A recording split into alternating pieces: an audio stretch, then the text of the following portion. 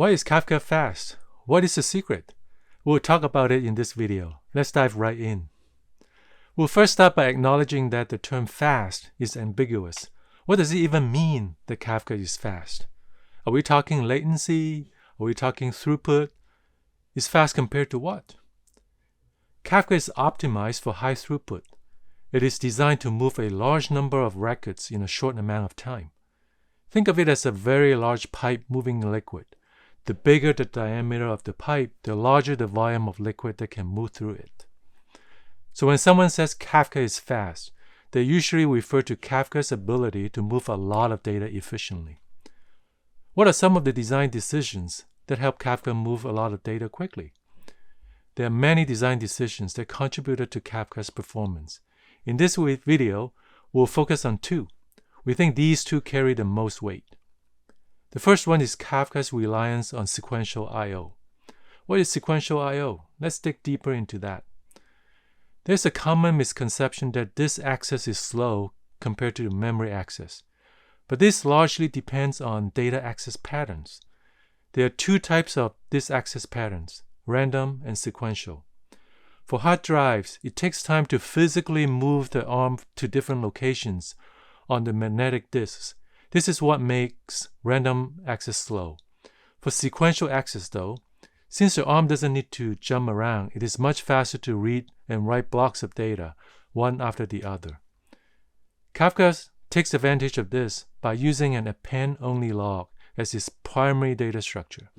An append-only log adds new data to the end of the file. This access pattern is sequential. Now let's bring this idea home with some numbers. On modern hardware with an array of hard disks, sequential write reach hundreds of megabytes per second, while random writes are measured in hundreds of kilobytes per second. Sequential access is several orders of magnitude faster. Using hard disks has its cost advantage too. Compared to SSD, hard disks come at 1/3 of the price, but with about 3 times the capacity. Giving Kafka a large pool of cheap disk space without any performance penalty means that Kafka can cost-effectively retain messages for a long period of time, a feature that was uncommon to messaging systems before Kafka. The second design choice that gives Kafka its performance advantage is its focus on efficiency. Kafka moves a lot of data from network to disk and then from disk to network. It is critically important to eliminate excess copy when moving pages and pages of data between the disk and the network. Now, this is where zero-copy principle comes into the picture.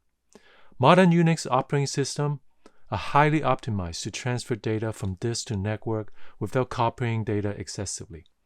Let's dive deeper to see how this is done. First, we look at how Kafka sends a page of data on disk to the consumer when zero copy is not used at all. First, the data is loaded from disk to the OS cache. Second, the data is copied from the OS cache into the Kafka application. Third, the data is copied from Kafka to the socket buffer. And fourth, the data is copied from the socket buffer to the network interface card buffer. And finally, the data is sent over the network to the consumer. Now, this is clearly inefficient. There are 4 copies and 2 system calls. Now, let's compare this to zero copy. The first step is the same. The data page is loaded from the disk to the OS cache. With zero copy, the Kafka application uses a system call called sendFile to tell the operating system to directly copy the data from the OS cache to the network interface card buffer.